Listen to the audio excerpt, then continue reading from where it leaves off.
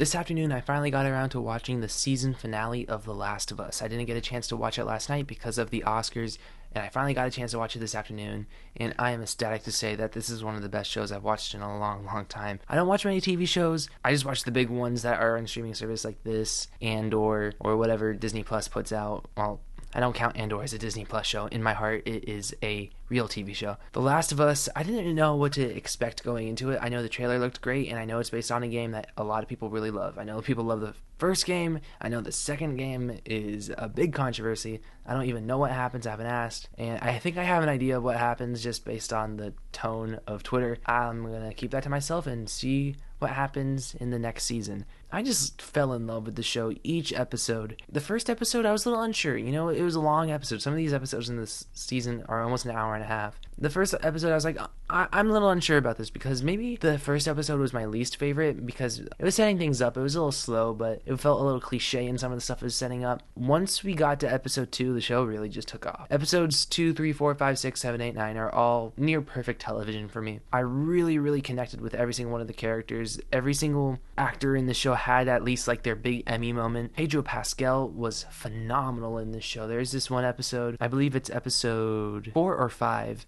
where the episode where I meet his Joel's brother. Some of the best acting I've seen from Pedro Pascal. Bella Ramsey plays the character of Ellie. She is phenomenal in this show. She gave so much range for such a complex character, but yet she explored Ellie's emotional side perfectly, but yet she beautifully embraces the ridiculous 14-year-old that is Ellie. Borders that line perfectly between annoying and smart, quirky, and funny.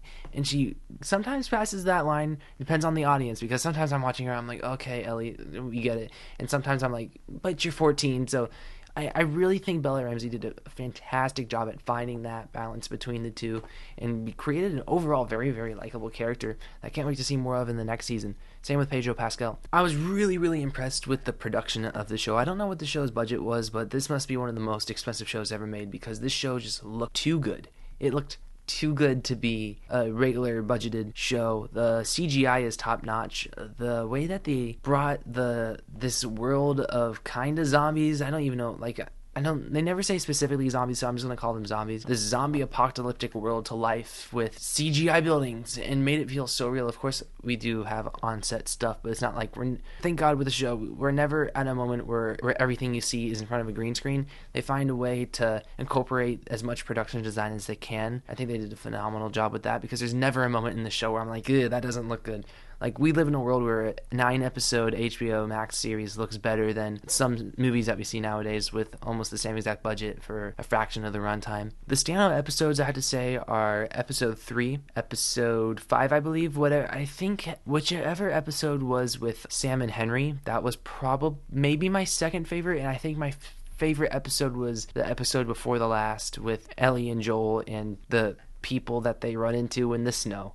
And that is all I say. It's some of the most brutal, most raw stuff I've seen on television. This show isn't afraid to get dark, and when it gets dark, it gets dark. But what works about this, it gets dark, it's depressing, but it tries to match that darkness with the amount of heart that is the dynamic between Bella Ramsey's and Pedro Pascal's character. Their dynamic throughout this whole season and the progression and their arcs for both characters are just beautiful writing, and I don't know how loyal this was to the game. I'm assuming it was very loyal just because of how happy I see the game fans of this, and I have people that I know that have played the games that say that they're very, very happy with it.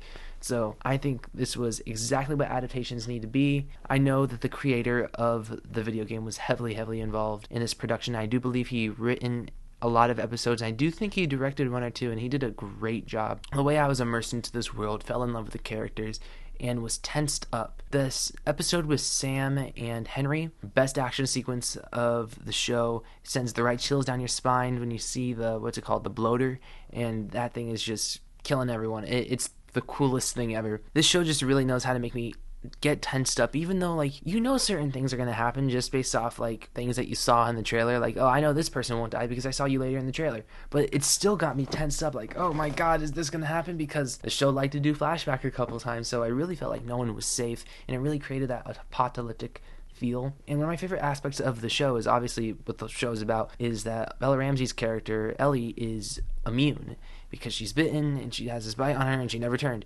And so I really liked the approach of like she is afraid not to die. She's afraid to be 100% alone. Approaching that mental state of that was very, very fascinating. Kind of reminded me of what they try to do with Eternals in the MCU, but didn't work as well as it did here. Here, it was really, really well done. We learned a lot about her backstory in episode 7, I believe, and that was really, really well written. The whole show itself is really, really well written.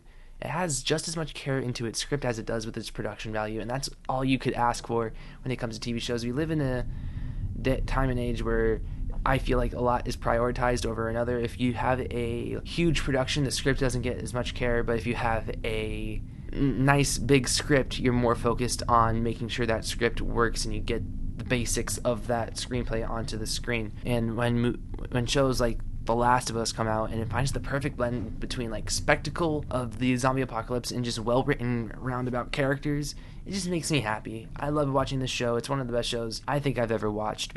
I keep in mind I don't watch many shows, but yeah, I'm going to give The Last of Us Season 1 a 9.5 out of 10. Really, really loved the show. Comment down below what you guys thought. Did you guys play the game? Did you guys not play the game? Curious to see what your take is on all this. And I'm curious, since I don't know what's happening in Season 2 or what's coming in the show. Don't spoil it for me. I'm just asking for you guys that played the game. If you guys played the game, judging based on my review, am I going to like what they do, or is it going to make me angry, or is it different for everyone? I just know I trust the creators so much at this point. Like, how can they mess up Season 2? I don't know. We'll see. I'm just curious to see what it is. Like I said, I do think I have an idea. I'm not going to say what it is just because I don't want to sound like an idiot, or I don't want to be right either. Like, share, subscribe, and stuff like that, and adios.